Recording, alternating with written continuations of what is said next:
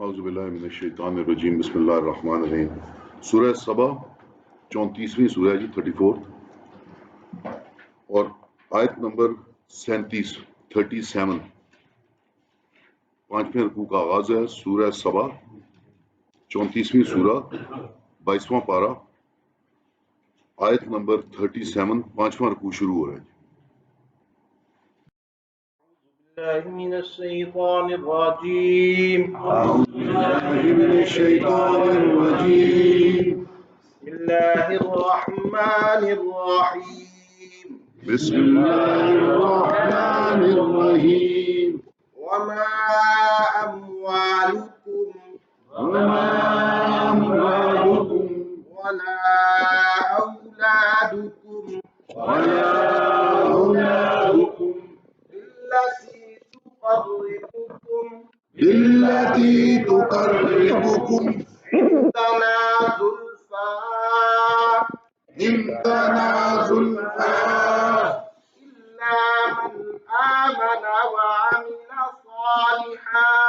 إلا من آمن وعمل صالحا فأولئك لهم جزاء الضعف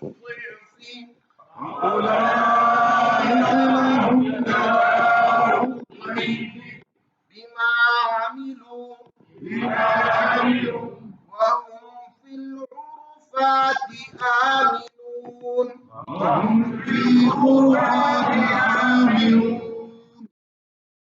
أعوذ بالله من الشيطان الرجيم بسم الله الرحمن الرحيم لا إله إلا الله محمد رسول الله الله أكبر استغفر الله استغفر الله استغفر الله رب زدني علما رب زدني علما رب زدني علما رب اشرح لي صدري ويسر لي أمري واحلل عقدة من لساني يفقهوا قولي الحمد لله رب العالمين والصلاة والسلام على رسوله الكريم درود شریف سب پڑھیں۔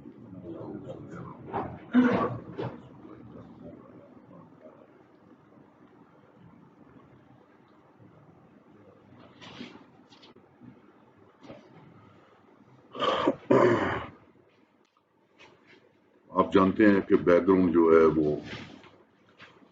عرب کے اندر ایک خاص وقت کے اندر اللہ تبارک و تعالیٰ نے ان پہ واضح کیا کہ ان کو اللہ تبارک و تعالیٰ نے کس طرح اکنامک سینٹر بنایا، اور پھر جو اس وقت کے اعتراضات تھے۔ اس رکوع میں آپ دیکھیں گے کہ شروع میں جب آغاز صورت کی ہوا تو عرب جو تھے، جو مشرکین عرب تھے، ان کے مزاج میں تھوڑی نرمی تھی۔ اس رکوع میں آپ جا کے دیکھیں گے کہ آہستہ آہستہ ان کے جو اعتراضات اور ان کی مزاج کے اندر سختی آتی جا رہی ہے آہستہ آہستہ۔ تو یہ مختلف ادوار ہیں جو کہ مکی دور میں گزر نبی پاک صلی اللہ علیہ وسلم پر۔ اعوذ باللہ من الشیطان الرجیم۔ وہ پچھلے آپ یاد ہوگا کہ ہم ذکر جو تھا کہ ان لوگوں کو یہ زوم تھا کہ اگر ہم نافرمان ہوتے یا اگر ہمارا انجام برا ہونا ہوتا تو ہمارے پاس اتنا پیسہ، اتنی مجلسیں اور اتنی اولاد، اتنا قبیلہ، اتنا جتھا کیوں ہوتا؟ تو وہاں سے اللہ تعالیٰ اس کا آغاز ہمارے فرمایا گا اعوذ باللہ من الشیطان الرجیم، اور نہیں تمہارے مال اور تمہاری اولاد وہ کے نزدیک کر دے ہمارے پاس۔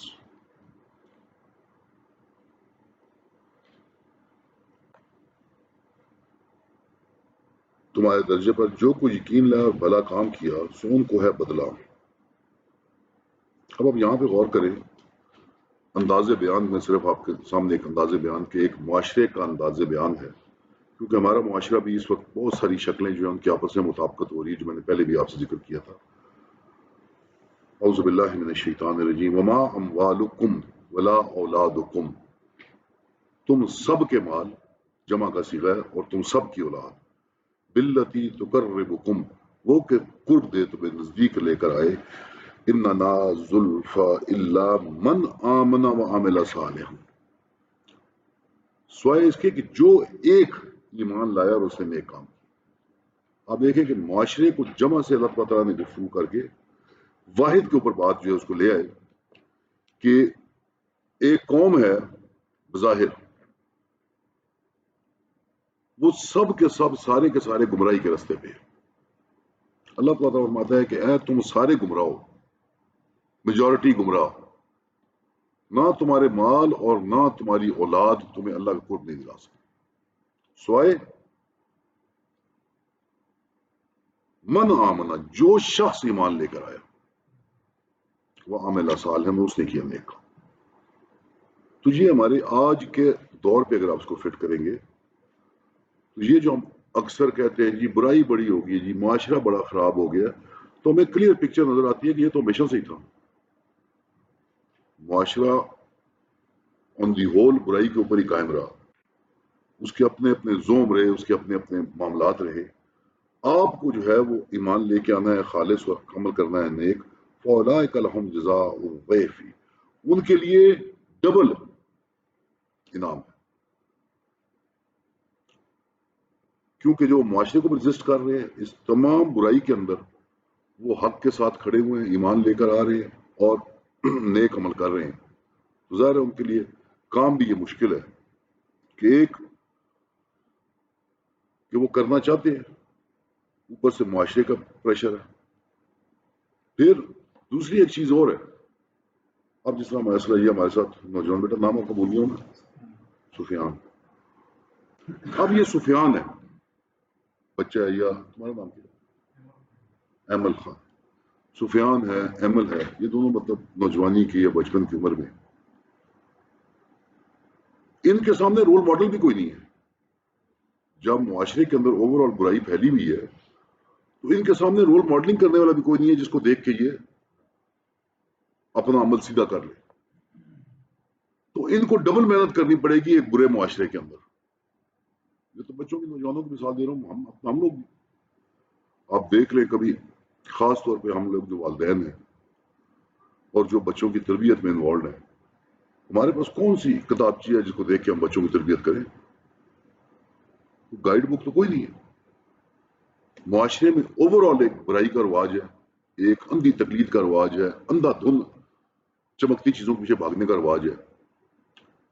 تو ہم بھی اگر چاہیں تو ہمیں بھی ایکسٹرا محنت کرنی پڑے گی. قرآن سے استنباط کریں یا حدیثیں پڑھیں یا کسی اچھے استاد کو، جو کچھ بھی، وہ ایکسٹرا محنت کرنی پڑے گی. اور پتہ ہے کہ اس ماحول کے اندر یہ جو لوگ عمل کرتے ہیں، نیک اور ایمان لے کے آتے ہیں، ان کے لیے دو رائے انعام ہو. ایک، خود وہ عمل کر رہے ہیں، خود کوشش کر رہے ہیں، اور پھر دوسروں کے لیے معاشرے کے پریشر کے باوجود وہ ایک سرٹن رول ماڈل کے طور پہ اپنے آپ کو سامنے کر رہے ہیں کہ ایسے بھی زندگی گزاری جا سکتی ہے. معاشرہ بالکل کسی اور طرف چل رہا ہے اور وہ اپنی ذات سامنے کر رہے ہیں ایک رول ماڈل کے طور پہ کہ زندگی ایسی بھی گزاری جا سکتی ہے، ایمان کے ساتھ اور نیک عمل کے ساتھ. واللہ اعلم.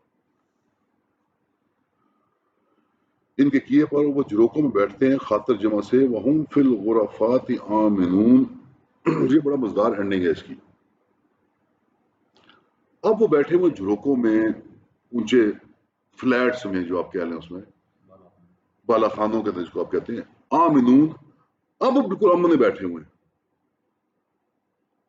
انڈائریکٹلی یہ امپلائی کر رہا ہے کہ جو لوگ ایمان لے کر آئیں گے، عمل صالح گزاریں گے، دنیا میں ان کی لائف اس طرح لگژریس نہیں ہوگی. ان کو فائنل لگژری یا امن میسر آئے گا جب یہ جنت میں پہنچ جائیں. کیونکہ دنیا کے اندر عمل صالح کرنا بظاہر بذات خود جو ہے وہ ایک مشکل کام ہے. پھر عبادات میں اپنے آپ کو ڈسپلن کرنا وہ بذات خود ایک مشکل کام ہے. دیکھیں نا، اب آہستہ آہستہ موسم جو موسم آ رہا ہے بھی آہستہ آہستہ ماحول بننا شروع ہو گیا. تو 5 وقت میں مطلب ایک ٹانگ آپ کی مسجد میں ہوتی ہے تو ایک کمرے میں ہوتی ہے، ایک نماز پڑھ کے آتے ہیں تو دوسری تیار ہوتی ہے. تو مسلسل مطلب آپ یہ کہہ لیں کہ وہ آن دیئر ٹوز ہوتے ہیں. وہ ایک ڈسکمفرٹ رہتی ہے، صحیح معنی میں لگژری ان کو اویلیبل نہیں ہوتی. وہ اللہ تعالیٰ نے فرمایا کہ وہ ان کو ملے گی جب جنت میں آئیں گے. وہاں پہ یہ بالکل آمنون، بالکل لگژریس زندگی میں، وہاں بالکل یمن میں ہوں گے. اس برے معاشرے کے اندر بھی جو ایمان لے کر آئیں گے اور جو نیک عمل کریں گے. اور جو لوگ دوڑتے ہیں ہماری آیتوں کو ہرانے کو، معاجزین، عاجز کرنے، ہماری آیتیں، ہماری نشانیاں، ہمارے قرآن کے قوانین، ان کو وہ عاجز کر دیں، وہ مار میں پکڑے آتے ہیں، وہ عذاب میں حاضر ہوں گے. اب آیتوں کو ہرانا، یسعون، صحیح کرتے ہیں، دوڑتے ہیں، وہ ہر وقت اس کوشش میں لگے ہوئے ہیں کہ اللہ کی آیات کو جھٹلائیں. اللہ کی آیات سے مراد ہے اور قرآن کی آیات بھی. قرآن ایک قانون بیان کرتا ہے، ایک طریقہ زندگی بیان کرتا ہے، وہ اس کے مخالف فلسفہ لے کے آتے ہیں، اس سے متصادم ایک چیز لے کے آتے ہیں. یہ 1400 سال پرانی باتیں ہیں یار. گراؤنڈ ریالٹیز کچھ اور ہیں یار. وہ مختلف طریقے سے آ کے اس کو ہرانے کی کوشش کرتے ہیں، قرآن کی آیتوں کو، پھر اللہ کی نشانیوں کو. اللہ تعالیٰ نے جو اپنی نشانیاں پھیلائی ہیں ان نشانیوں کو جھٹلانے کی کوشش کرتے ہیں، ان کو غلط ثابت کرنے کی کوشش کرتے ہیں کہ نہیں یار سائنس نہیں مانتی. ہوگا لیکن سائنس کے اوپر نہیں بیٹھتا. مختلف طریقے مختلف کنوں سے اللہ تعالیٰ نے فرمایا کہ یہ جو آئیں گے یہ ہمارے ساتھ حاضر ہوں گے عذاب میں، یہ لوگ جو اللہ کی آیتوں کو پھیلانا چاہتے ہیں. آپ کہہ دیجئے کل ان ربی، اور یہ میں نے کل آپ کو کل کے اوپر ہم پہلے بھی بات کر چکے ہیں. کل بڑا زبردست کلمہ ہے. کل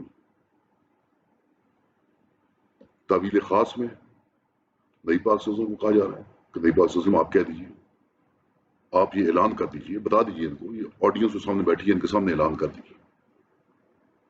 اور ظاہر ہے یہ ٹو وے چیز ہے. میں اگر آپ کے سامنے کوئی چیز اعلان کرتا ہوں تو میں تو اپنے آپ کو بھی تو بتا رہا ہوں، میں اپنے آپ کو وہ چیز اپنی یاد دہانی کرا رہا ہوں. پھر ہمارے سامنے جب یہ کل کلمہ آتا ہے تو ہم اپنی روح کو بھی کہہ رہے ہیں. ہم جب پڑھتے ہیں کل تو میں اپنے آپ کو کہہ رہا ہوں. اور پھر جب ایسی سیٹنگ میں ہم بیٹھے ہوئے جہاں پہ ہم دورہ قرآن کر رہے ہیں تو ظاہر ہے میں آپ سب کے سامنے اعلان بھی کر رہا ہوں. یہ کلمہ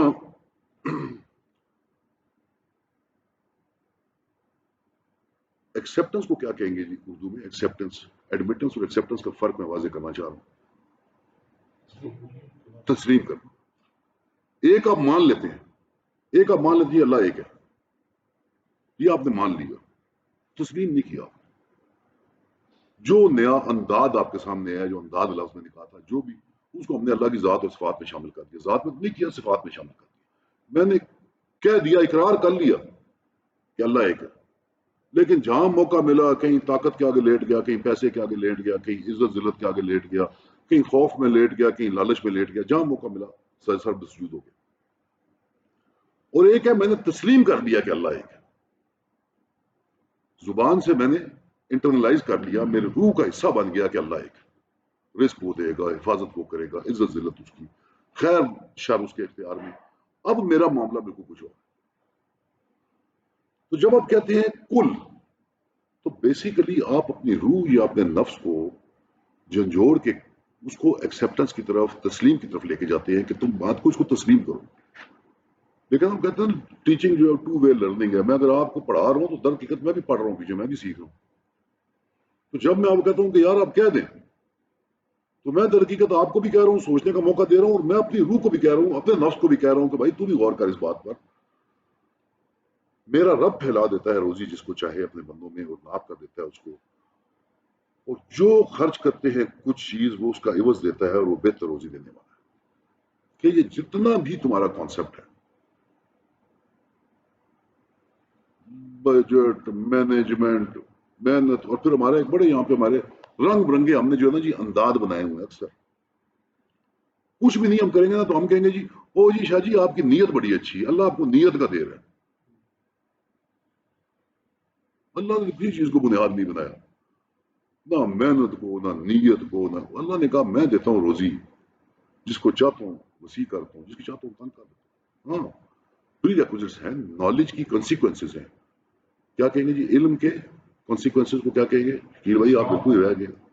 اثرات یا نتائج، علم کے نتائج ہیں. اگر اللہ کہتے ہیں، نبی پاک صلی اللہ علیہ وسلم فرماتے ہیں کہ محنتی خدا کا دوست ہے تو محنت سب نے کر دی. اللہ کہتا ہے کہ رزق حلال تلاش کرو تو رزق حلال تلاش کرنا. اللہ کہتا ہے اسباب اختیار کرو تو اسباب اختیار کر دے. اللہ کہتا ہے کہ صبح اٹھو روزی تلاش کرنی شروع کرو، روزی تلاش کرنی. اللہ کہتا ہے علم حاصل کرو تو علم حاصل کرنا. یہ سب نالج کے کانسیکوینسز ہیں، علم کے نتائج. قاعدے قانون کچھ اور ہیں.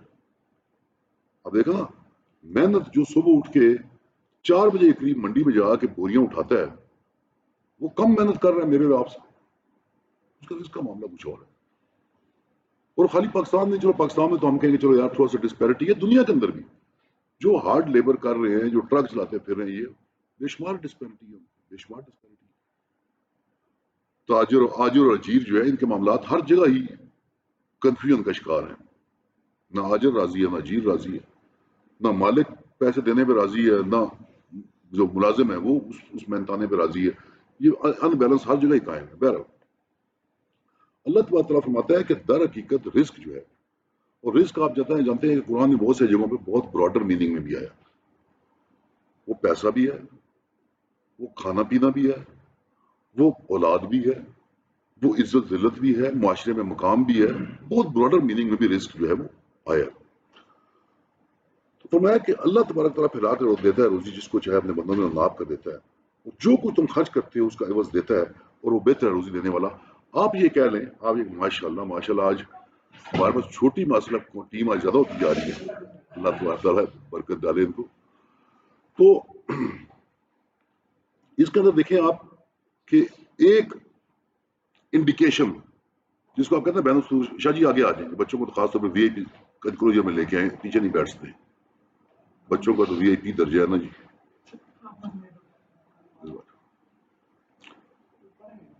ماشاء اللہ. تو آپ یہ اس کے اندر ایک انڈیکیشن دیکھیں، اس کے اندر ایک انڈیکیشن دیکھیں، ایک کانسیپچول انڈیکیشن میں آپ کے سامنے کر رہا ہوں، ذرا اس پہ غور کریں. ہماری موجودہ ماڈرن ایجوکیشن سکھاتی ہے کہ پیسہ کمانا ہے تو بچت کرو. بچت کے اوپر بہت بڑا ہمارا فلسفہ قائم ہے ماڈرن معاشیات کا. اللہ تبارک تعالیٰ کیا فرما رہا ہے یہاں پہ آپ دیکھیں، ان ربی کل، آپ کہہ دیجئے کہ ان بے شک ربی یبسط الرزق لمن یشاء، وسیع کرتا ہے رزق جس کا چاہے، من عبادہ ہی اپنے بندوں میں سے، وَيَقْدِرُ لَهُ، اور جس کا قدر کرنا چاہے، کیلکولیٹڈ کاؤنٹڈ دینا چاہے وہ بھی. وَمَا أَنفَقْتُم مِّن شَيْءٍ، لیکن جو کوئی نفاق کرتا ہے، جو خرچ کرتا ہے کوئی چیز، اس میں آپ ایک انڈیکیشن دیکھیں کہ جو نفاق کرتا ہے وَهُوَ يُخْلِفُهُ، وہ اس کا پیچھا کرے.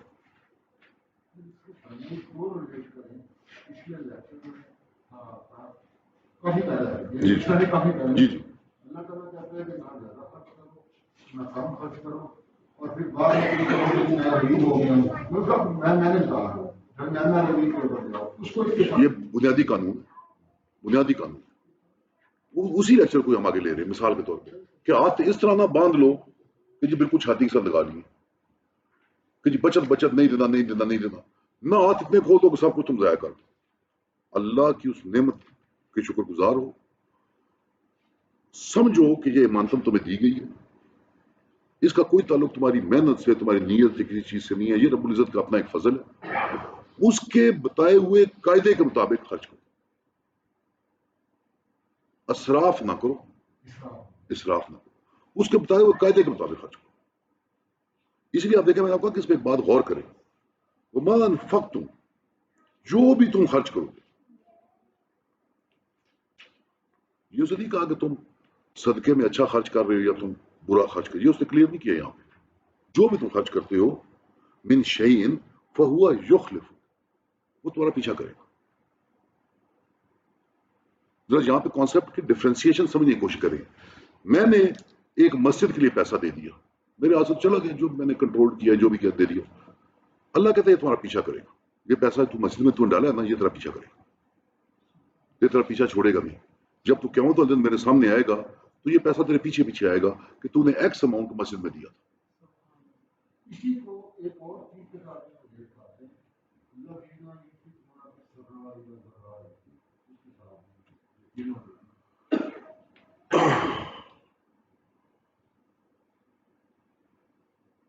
اس کا بیسک کانسیپٹ جو آپ کو سمجھنے کی ضرورت ہے، ذرا کیا ہے، ذرا کیا ہے، زر کیا ہے، دوسرا کیا ہے، دوسرا کیا ہے، ذرا ہی بول نہیں الفاظ استعمال کریں. پھر ذرا ہی بول الذین ینفقون، دوسرا لفظ جو بول رہا ہوں سورہ بقرہ میں، ابھی میرے ذہن میں ابھی آپ نے کہا بھی اور ساتھ ہی بھول گیا ہوں میں، اس پہ ہم جاتے ہیں اس میں. یہ آپ نے اس کو کانسیپٹ کو آپ نے غور کرنا ہے. اللہ کہتا ہے رزق جو ہے وہ میں پھیلاتا ہوں یا میں تنگ کرتا ہوں، یہ میرا کام. تم جو کچھ خرچ کر رہے ہو وہ تمہارا پیچھا کرے. میں نے شراب خانے کے لیے پیسے دے دیے، اللہ کہتا ہے پیچھا کرے.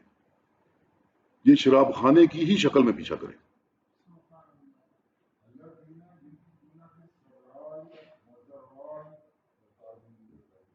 نہیں یہ دوسری آیت کی بات کر رہے ہیں.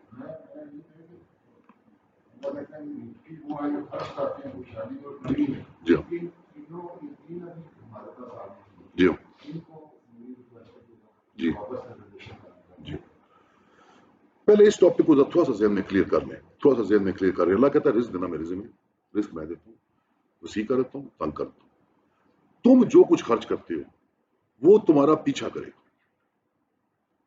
نیکی کے کام میں خرچ کرو گے وہ پیچھے پیچھے اگلے جہان میں تمہارے پیچھے آئے گا کہ جی یہ اس نے دورہ قرآن میں خرچ کیا، جی یہ اس نے بچوں کی تعلیم میں خرچ کیا، جی یہ اس نے بچوں کی تربیت کے لیے خرچ کیا، جی یہ اس نے ماں باپ کو دیا، جی یہ اس نے گھر کے خرچے کے لیے کیا. جی یہ پیچھے پیچھے آئے گا.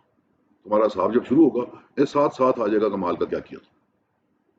اور اگر تم نے خرچ کیا ہے اللہ تلوں میں، پارٹیاں کر رہے ہو، شرابیں پی رہے ہو، یہ پیچھے پیچھے آئے گا، یہ تمہارے پیچھے پیچھے آئے گا. Become responsible towards how you earn and how you spend. کماتے کس طرح اور خرچ کیا کرتے ہو احساس ذمہ داری کے ساتھ کرو. یہ تمہارا پیچھا نہیں چھوڑے. جس کی آپ بات کر رہے ہیں میں نے آپ سے کہا کہ یہ ہماری بنیادی نفی ہے اور یہ کانسیپٹ سمجھنا بڑا مشکل کام ہے. سمجھنا بڑا مشکل کام ہے. ہمارے موجودہ حالات کے اندر عمل کیے بغیر اس کو آپ نہیں سمجھ سکتے. عمل کیے بغیر اس کو آپ سمجھ نہیں سکتے. پاسبل نہیں. یہ دماغ دلا دینے والی چیز ہے. اللہ کہتا ہے وہ آسانی میں بھی خرچ کرتے ہیں، وہ تنگی میں بھی خرچ کرتے ہیں اور غصے کو دباتے ہیں، جو ایک پوری ڈیٹیل بتائی. آپ کے پاس کوئی بھی ایکس اماؤنٹ آتا ہے، کوئی بھی ایکس اماؤنٹ آتا ہے، ہمیں انڈیکیشنز ملتی ہیں تھرو آؤٹ قرآن. سورہ بقرہ سے شروع ہوتی ہے، سورہ بقرہ سے کہ صحابہ آپ سے پوچھتے ہیں کہ ہم اللہ کے راستے میں کیا خرچ کریں. پہلی انڈیکیشن وہاں پہ بڑی واضح انڈیکیشن ملتی ہے. اللہ کہتا ہے کہ نہیں پاک صلی اللہ علیہ وسلم ان سے کہہ دیجیے، پھر وہی بات کہ کل آپ کہہ دیجیے اپنی ضرورت سے زائد اللہ کے راستے میں خرچ کریں. یہ اتنا گہرا جملہ ہے، اتنا گہرا جملہ ہے کہ بالکل مائنڈ باگلنگ. ضرورت ڈیفائن کرنے کا اختیار اللہ نے ٹوٹلی آپ پہ چھوڑ دیا. ٹوٹلی آپ پہ چھوڑ دیا. آپ ڈیفائن کریں کہ جی میرا گزارا ایک گاڑی سے ہوتا ہے، میرا گزارا 10 گاڑیوں میں بھی نہیں ہوتا، مجھے 2 بحری جہاز چاہیے، مجھے ایک ہوائی جہاز. اپنی ضرورت ڈیفائن کریں، جس کو آپ نے کل ڈیفینڈ بھی کرنا. اپنی ضرورت ڈیفائن کریں، اس سے فالتو جو بچ جاتا ہے وہ اللہ کے راستے میں دیں. وہ کیا رہا ہے، کیا کیا رہے ہیں. اور یہ پورا کانسیپٹ قرآن کا ایک بڑا خوبصورت انداز آپ یہ سمجھ لیں. جس طرح مختلف رنگ کی لڑیاں آپ ہوتے ہو، وہ چھوٹے ہوتے آپ نے دیکھا ہوگا دادیاں پھوپھیاں ہماری بیٹھ کے ناڑے بناتی ہوتی ہیں، اس کے اوپر وہ مختلف وہ چل رہی ہوتی.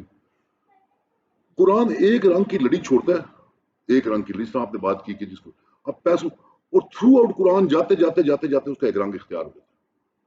بیسیکلی قرآن کیا کہہ رہا ہے، ہم اگر اس پورے چیز کو اکٹھا کریں تو قرآن یہ کہہ رہا ہے کہ اسپینڈ ریسپانسبلی. جب بھی پیسے کے لیے جیب میں ہاتھ ڈالتے ہو سوچو کہ تمہاری ضرورت ہے کہ نہیں. ضرورت ہے کھلے دل سے خرچ کرو. ₹1,00,000 کی چیز ہے 1,25,000 کی خرید. ضرورت نہیں ہے جو ہمارے موجودہ حالات ہیں ایڈورٹیزمنٹ کی وجہ سے خرید رہا ہوں. دوست نے کہہ دیا، دیکھا کہ یار بڑا خوبصورت موبائل ہے میں نہ لے لوں. پھر میں ضرورت ڈیفائن کرو، اس کے مطابق کھلے دل سے خرچ کرو جو اللہ نے دیا تم کھلے. جب ضرورتوں سے پیچھے ہٹتے ہو پھر اپنے گھر سے صدقات شروع کرو. چھلانگ نہیں مارنی. میرے پاس ₹10 فالتو آ گئے ہیں تو پہلا حق میرے ماں باپ کا ہے، پھر میری بیوی کا، پھر میری اولاد کا. اس میں اللہ نے کہا کہ اس میں ہاتھ تانگ نہ کرو، بیویوں بچوں کو بھوکا نہ مارو. آگے اکارڈنگ ٹو دیٹ سرکل اپنے آپ کو ایکسپینڈ کرو، اکارڈنگ ٹو دیٹ سرکل. اور یہ بڑی آرام کن بات ہے. پیچھے مجھے بڑا کل پرسوں مجھے بڑا ایک عجیب تجربہ ہوا، بہت عجیب تجربہ ہوا. یہ ہم لوگ میں نے کہا نا کہ ہم رسپانسبلٹی آف نالج ہمارے ذہن میں نہیں کہ علم کے کانسیکوینسز کیا ہے. ہم کہتے ہیں جی یہ قرآن کا. میرے خاندان میں ایک ایسا بندہ کہ میں خوابوں میں بھی نہیں سوچتا تھا کہ وہ اس کو پیسے کی ضرورت. میں خواب میں بھی نہیں سوچ سکتا تھا، خواب میں بھی میں نہیں سوچ سکتا، خواب میں بھی نہیں سوچ سکتا. اسلام آباد میں گھر، گاڑی، ڈرائیور، ایک پرانا چوکیدار. میں خواب میں بھی نہیں سوچ سکتا تھا کس طرح ہوا, کیا ایکسیڈنٹ ہوا, کہاں سے ایک مائنڈ کے اوپر ایک بات چلی. میں نے کہا یار اس کو تھوڑا سا انویسٹیگیٹ کرے. کیا آپ یقین کریں کہ اس کی آنکھوں میں آنسو آ گئے کہ میں 1000 روپیہ نہیں خرچ سکتا ہوں اپنی مرضی سے, سوچے بغیر. اس حالت کو پہنچ گیا ہوں. اور میری فیملی جس کے بارے میں میرے سے پوچھ ہونی, امیجیٹ فیملی, ہم اپنے طور پہ سمجھ لیتے ہیں کہ یار ساری فیملی ٹھیک ہے, بہنیں بھی ٹھیک ہے, بھائی بھی ٹھیک ہے, سارے ٹھیک ہے. قرآن کا من یہ ہے کہ اس کو ذرا ڈیپلی دیکھو, انویسٹیگیٹ کرو, ویسے مت چھوڑو. میں کہوں جی وہ جی میری ماں کو پینشن آتی ہے, جی کیا ضرورت ہے, اپنا گزارا کرتی ہے. نہیں, پتا کرو. اگر تمہارے پاس فالتو ریسورس ہے, اگر فالتو ریسورس ہے تو پھر اپنی ماں باپ کو چیک کرو, اپنے بہن بھائیوں کو چیک کرو, اپنی اولاد کو چیک کرو, بیوی کو چیک کرو. وہ بس میں بیوی کو میں 10x اماؤنٹ دے دیتا ہوں جی, آف اینڈ آن پوچھو یار مہینے کا خرچہ چل رہا ہے, ہو رہا ہے, نہیں ہو رہا, تم ملازموں کا معاملہ ہے, کچھ انویسٹیگیٹ کرو. جس کا مال ہے اس نے ڈکٹیٹ کیا ہوا ہے, یہ ضروری ہے. اس سے ہٹ کر پھر اللہ نے کچھ چیزیں فرائض کر دی ہیں. کچھ ہمارے جیسے مسلمان بھی ہیں, اللہ کو تعالیٰ جانتا ہے, مالک سے بہتر کون جانتا ہے, انہیں نہیں دینا. ان کے لیے پھر فرض چیزیں کر دی. اب یہ ریکوائرمنٹس ہے, اب زکوٰۃ فرض ہے, 2 دینی پڑے گی. یہ ریکوائرمنٹ ہے, عشر فرض ہو گیا, دینا پڑے گا. اب فرض کر کے باندھ دیا. مزاج جو ہے اسلام کا, معاشیات انڈیویجول اور معاشرے کا, دیٹ از ریسپانسبل اسپینڈنگ, ذمہ داری سے خرچنا, ضرورت کو سامنے رکھتے ہوئے, فلانٹ نہ کرنا, شو بازی نہ کرنا, اس کی شکر گزاری کرنا, کفران نعمت نہ کرنا. اور سیونگ کا کانسیپٹ نہیں. کیا کہتے ہیں اس کو, فلو آف کیپٹل. کیا کہتے ہیں اس کو, flow of circulation of capital کا کانسیپٹ. نبی پاک صلی اللہ علیہ وسلم کی حدیث موجود ہے, خرچوں کے تو اور ملے گا, چمٹ کے بیٹھ رہے ہو اور کسی نکالا کہ وہ پہلے ہی فالتو پہ کیوں دیا. تو سرکولیشن آف کیپٹل جو ہے نا, یہ سارا اوور آل کانسیپٹ رسپانسبلٹی کے ساتھ. اس کے اندر مشکل حالات آئے تھے. ہم کہتے ہیں جی مشکل, آسان حالات کو مشکل نہیں ہے, پتہ ہے جی یہ جو آئیڈیاز بنے ہوئے ہیں, ہم مشکل حالات آئے تھے. مشکل حالات کے لیے پیغمبر نے اتنا کلیئر کیا ہوا, اس کا حساب ہی کوئی نہیں. کم سے کم میں کھجور دے دو, خالی مسکرا کے دیکھ لو. کانسیپٹ آف صدقہ اپنے یہاں پہ لے کر آؤ کہ یار میں نے اپنے سے ہٹ کے دوسرے کا بھی سوچنا ہے. کھجور دے دو, کھجور دے دو, نہیں دے دو, خالی مسکرا دو. احساس اپنے سے ہٹ کے دوسرے کا, یہ اپنی پرسنالٹی کے اندر لے کر آؤ. ناٹ نیسیسری کہ صرف پیسے کے ساتھ ہی بندہ ہو. پیسہ ہے, یہ طریقے ہیں, ان چیزوں کے اندر جاؤ. اپنے گھر سے شروع کرو, محلے سے شروع کرو, آہستہ آہستہ بڑھ جاؤ. نہیں ہے ایک کھجور صدقہ کر دو, بہت ہے.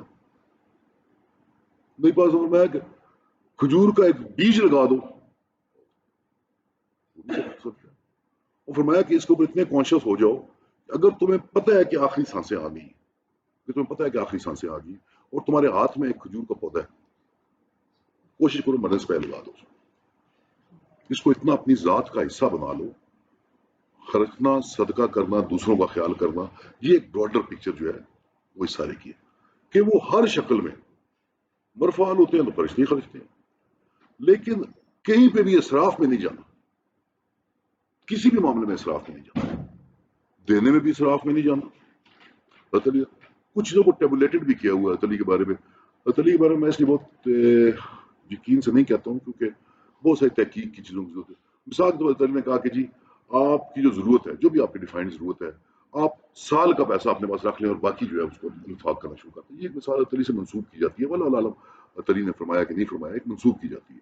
تو وہ ایک کرائٹیریا ہے کہ جی میں نے سال کا یہ رکھ لیا اور باقی میں نے اللہ کے راستے میں دے دیا. تو جو بھی آپ نے کرائٹیریا اپنا بنانا ہے اس میں آپ آزاد ہیں, اس میں آپ آزاد ہیں. ضرورت آپ نے ڈیفائن کر دی اور آپ نے اس کے مطابق اپنے یہ سارے کے سارے اینگلز کور کر دیے. نہیں کریں گے تو پھر آپ کے پاس فرض صدقات آ جائیں گے, پھر ان سے آپ بچ نہیں سکتے, وہ آپ نے دینے ہی دینے. اگر آپ یہ نہیں کریں گے تو فرض تو ہے ہی, وہ تو دینے پڑیں گے. یہ سارا اس کے اندر ہے. لیکن آج جو ہمارا سبجیکٹ ہے, اللہ تعالیٰ یہ فرما رہا ہے کہ جب تم کرتے ہو تو ایک رسپانسبلی خرچ کرو, پھر یہ دیکھو کہ نیکی کے کام میں کر رہے ہو کہ برائی کے کام میں کر رہے ہو, تمہارے پیچھے ہے. یہ تم کرتے ہو تو یہ تمہارے پیچھے آئے گا، اس طرح نہیں ہوگا. مثال کے طور پر پرانے میں اساتذہ کی بات کرتا ہوں، پرانے علماء جو ہیں ان کی بات کرتا ہوں، وہ خاص طور پہ ہماری جس طرح کی جو مجلسیں وغیرہ ہیں اس میں خاص طور پہ کچھ چیزیں میں نے بھی وہاں سے پکڑی ہوئی ہیں، اس میں وہ کھانے وغیرہ کا بہت اہتمام کرتے تھے. کیوں؟ وہ کہتے تھے کہ جب یہ مسلمان جو نیک ہیں دورہ قرآن میں بیٹھے ہوئے ہیں اٹھ کے، یہ اب ہم کھانا میں ان کو دعوت دے رہا ہوں، کھانا دے رہا ہوں، اب یہ کھانا جب تک ان کے جسم میں انرجی بن کے رہے گا تو اس سے جتنی عبادت یہ کریں گے اس میں میرا حصہ ہوگا. وہ اگر اس انرجی پہ رات کی نماز پڑھتا ہے، اس انرجی پہ اٹھ کے وہ تہجد پڑھ لیتا ہے، جب تک وہ اس کو رہے گا وہ خوراک اس پہ کرنے میں. تو وہ کہتے ہیں کہ رسپانسبلی خرچ کریں، کیونکہ جس طرح بھی آپ خرچ کر رہے ہیں اللہ کہتا ہے وہ آپ کے پیچھے آئے گا، وہ آپ کی جان نہیں چھوڑے گا. آپ یہ نہ سمجھیں کہ میں نے وہاں پیسے پھینک دیے تو بس بات ختم. نہیں، بات ختم نہیں ہوگی، پیسہ میرا ہے، دیا ہو میرا ہے، یہ آپ کا پیچھا کرے گا. یہ کانسیپٹ ہے جو ہم نے آج اس کے اندر جو ہم نے غور کرنا ہے. واللہ اور جس دن جمع کرے گا ہم سب کو، پھر کہے گا فرشتوں کو کیا یہ لوگ تم کو پوچھتے تھے؟ یہ جو ان کا طریقہ کار تھا، یہ جو فرشتوں کو پوجا کرتے تھے، فرشتوں کو کہتے تھے یہ نعوذ باللہ اللہ کی بیٹیاں ہیں اور ان کے نام پہ اللہ کہتے ہیں کہ ہم پوچھیں. اب دیکھیں یہ اللہ کی عدالت کا ایک اپنا مزاج ہے جو اللہ تعالیٰ ساتھ ساتھ سامنے فرما رہا ہے. کون سی بات ہے جو اللہ کے علم میں نہیں ہے؟ بہت خوبصورت آگے جا کے سورہ انشقاق ہے کہ جب ہم پوچھیں گے دفن کی ہوئی بچی سے کہ تو کس جرم میں دفن ہوئی، اللہ کی عدالت کا جب ہم مزاج دیکھیں گے تو بڑی عجیب کیفیت ہے. یہ کسی عدالت میں سنے آپ نے؟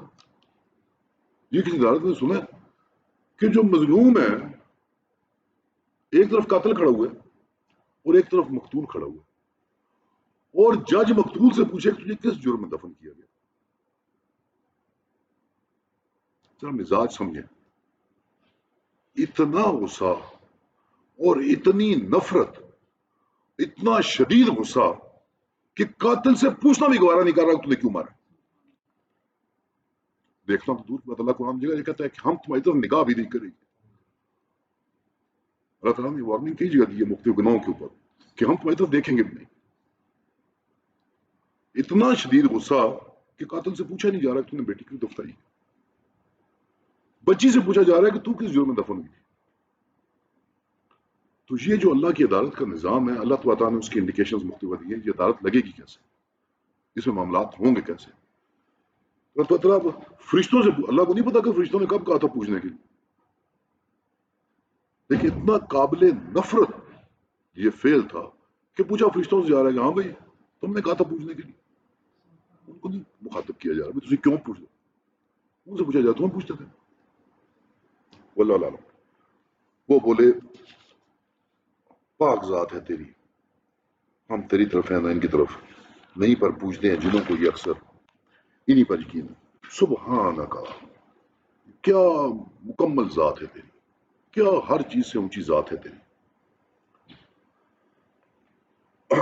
انت ولینا من دونہم،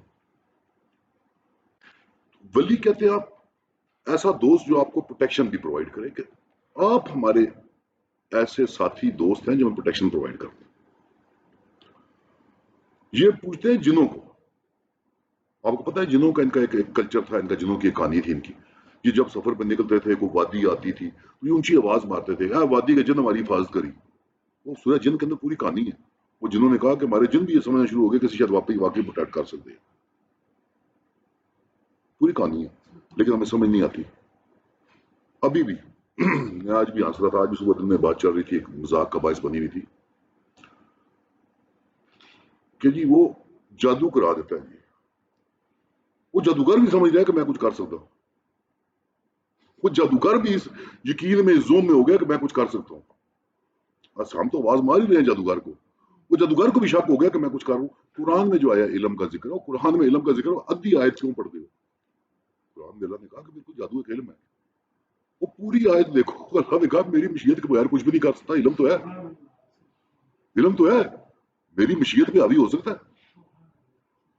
لیکن ہم نے آدھی آیت پہ جادوگر بنا لیے اور جادوگر اپنے زوم میں ہو گئے کہ ہم واقعی کچھ کر سکتے ہیں.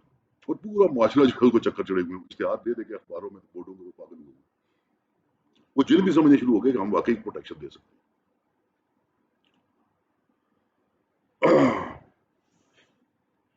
ان میں سے اکثر انہیں بچ گئی. فَالْيَوْمُ لَا يَمْلِكُ بَعْضُكُمْ لِبَعْضٍ، یملک مالک سے، ملک سے، مالک نہیں ہو تم. آج تمہارا کنٹرول، اونرشپ کسی چیز کی نہیں، ایک دوسرے کے بھلے کے نہ برے کے. اور کہیں گے ہم ان گناہگاروں کو چکھو تکلیف حساب کی جس کو تم جھوٹ بتاتے تھے، کہ آج تمہارا تم نہ کسی نفع کے کسی کے مالک ہو نہ نقصان کے مالک ہو. آج حقیقت جو بادشاہ حقیقی سامنے آ گئی ہے، لہذا تم. اور جب پڑھی جائے ان پر ہماری آیتیں. اب یہ ایک مزاج میں نے آپ سے کہا کہ آہستہ آہستہ مزاج کفار کا سخت ہوتا جا رہا ہے، آہستہ آہستہ مزاج سخت ہوتا جا رہا ہے. شروع صورت کے اندر کچھ اور تھا، اب آہستہ آہستہ وہ ان کے مزاج ہو. اور جب پڑھی جائے ان پر ہماری آیتیں کھلی، کہیں اور نہیں یہ مرد ہے کہ چاہتا ہے روک دے تم کو ان سے جن کو پوچھتے رہے تمہارے باپ دادے. یہ تمہاری انسلٹ کرنا چاہتا ہے، تمہاری سوچ کی، تمہاری ٹریڈیشنز کی انسلٹ کرنا چاہتا ہے. یہ انسلٹ کرنا چاہتا ہے اور کہیں اور نہیں جھوٹ مان رہا ہے. تو جو بھی انسلٹ یہ جھوٹ ہے، چونکہ یہ میرے باپ دادے کے طریقے کا انسلٹ کر رہا ہے تو جو بھی انسلٹ یہ ہے کہ یہ جھوٹ ہے. لیکن اللہ تبارک تعالیٰ کا معاملہ ہے کہ اللہ تبارک تعالیٰ نے اپنا جو کلمہ ہے، اپنی آیت ہے، اس کو تو اسٹیبلش کرنا ہے. اللہ تبارک تعالیٰ فرمایا اور کہتے ہیں منکر ٹھیک بات کو جب پہنچے ان تک، اور نہیں یہ جادو ہے صریح. کہہ تو دیا انسلٹ اگینسٹ انسلٹ، یہ میرے باپ دادے کو غلط کہہ رہا ہے، یہ جھوٹ ہے.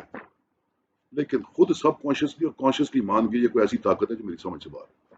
جادو کیا ہے؟ ایسی طاقت جو آپ کی سمجھ سے باہر ہے. حقیقت پھر بھی جانتے ہیں کہ یہ کلام اللہ جو ہے، یہ جو کچھ یہ پیغمبر کہہ رہے ہیں، یہ کوئی ایسی چیز ہے جو ہمارے سمجھ سے باہر ہے، ہماری گرفت سے باہر ہے، لہذا جادو.